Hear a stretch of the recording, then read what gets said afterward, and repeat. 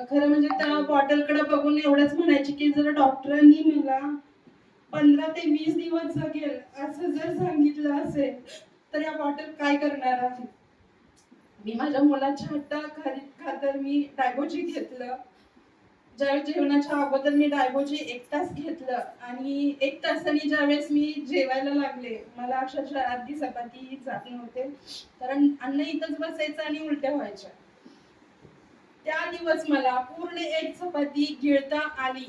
हे मी खरं आयुष्यात कधीच विसरू शकत नाही.